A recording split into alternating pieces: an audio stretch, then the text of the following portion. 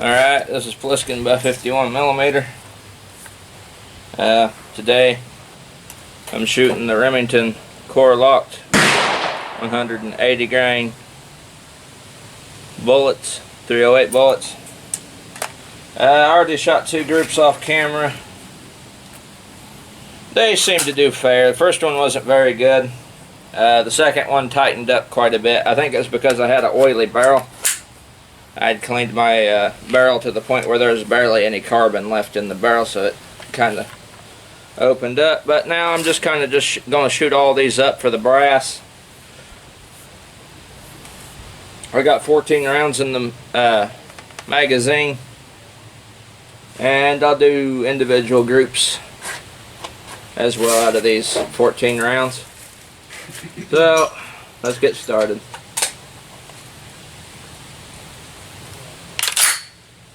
Oh man.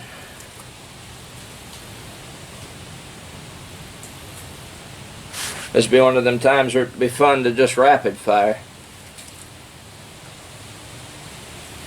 But this range don't allow it.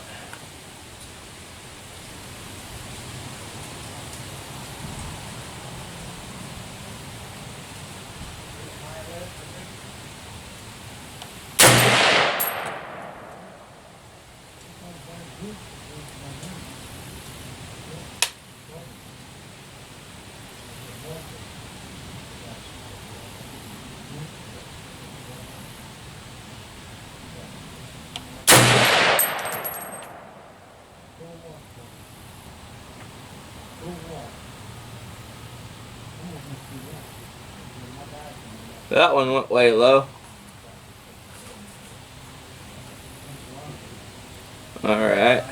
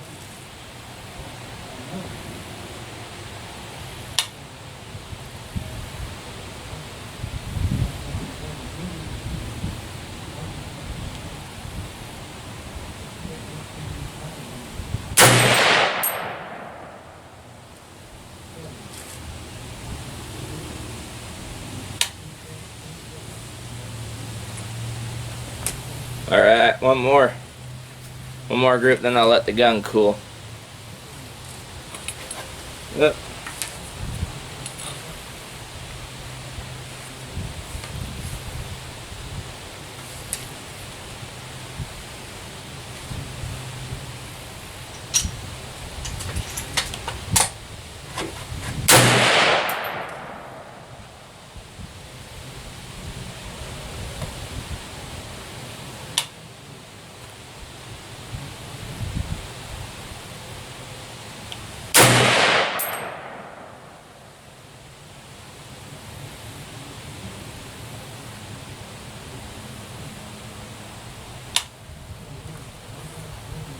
Yeah, we're gonna let him cool. He's eating up pretty bad. Gonna let him cool.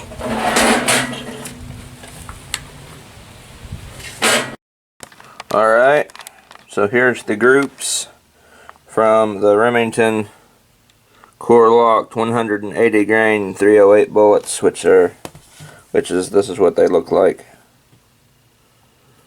Big old round nose looking outfits. Well, anyway, my first group was here. This was the first shot out of an oily barrel, and I fired 2 more into this circle, this sticker, holding here, and got a 3 M1A group.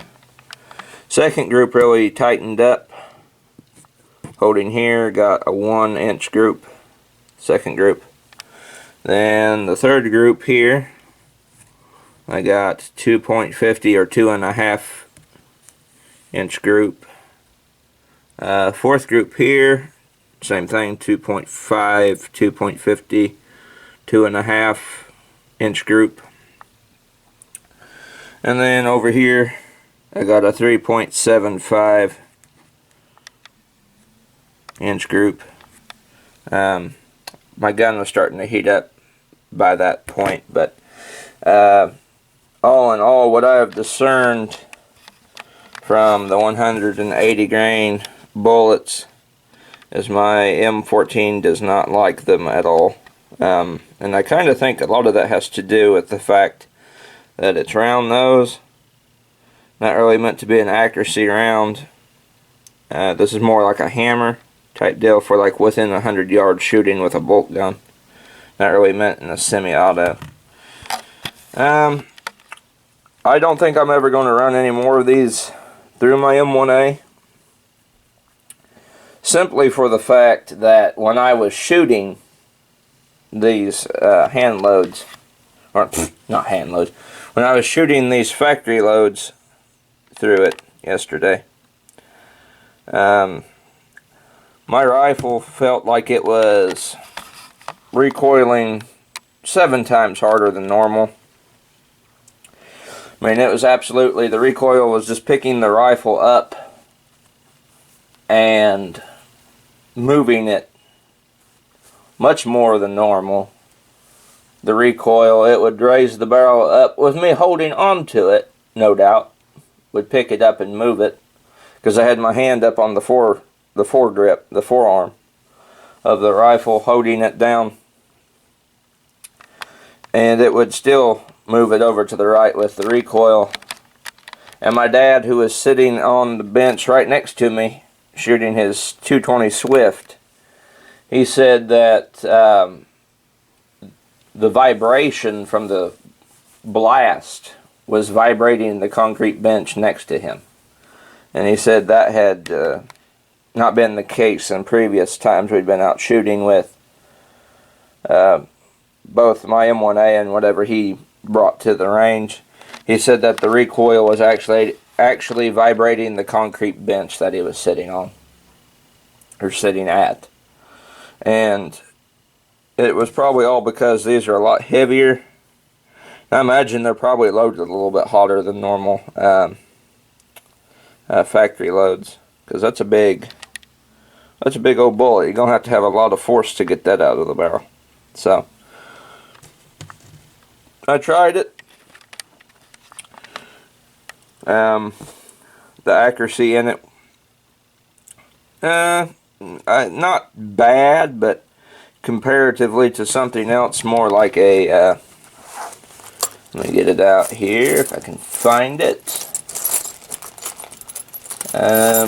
Comparatively, compared to a more tipped bullet, I would say that my M1A prefers a more aerodynamic bullet such as this, as opposed to a round nose looking outfit. But that's besides the point. I kind of think that was just a bit much for my M14. It didn't do nothing to it. It didn't do anything to it, but still, I'm not going to be running any more of these through it.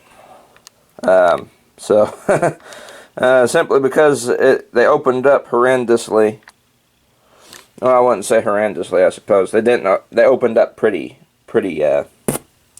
marginally. That's not very. I was expecting it to group a little bit tighter with it being heavier. I bet if it had been more aerodynamic, they would have been a lot more tight in terms of grouping, but I just didn't like the way it felt going through my M1A. It just felt like it had more recoil. It kind of felt like shooting a semi-auto version of my dad's Remington 700 with his hand loads. It was kicking harder. It was more violent and kicking my rifle around, the recoil picking up the barrel and scooting it while I had a hold of it. And it was just overall more, well, probably not good. I ought to just say that, not good for the rifle. It's not really meant to shoot 180 grain bullets, according to Springfield specs. That this is its limit right here, and you don't want to feed it a steady diet of 180 grain bullets. And I kind of think that's the last time I will be running bullets of that grain weight through it. It'll be 168 grain, maybe 175 grain limit from now on. I'm not going to run the risk of beating my rifle to death, because it felt like if I had kept shooting it yesterday, it just didn't feel right. Case in point. Well, anyway, that's what it did accuracy wise. It's fair. It's not bad. When I first saw it shooting, I thought they was going to be really bad groups. Figured like, oh, it's going to be like ZQI, just hit all over the place. But it's not bad, but at the same time, it's not good either. So I personally wouldn't recommend running anything more than 170 grain ish type bullets through your M1A. That's just me though. Use whatever you want. I've read where guys have run 190 grain rounds through them, but me personally, I'm not going to go over the 170 grain limit anymore after yesterday. This is a new day, by the way. I was too tired when I got home to finish the video.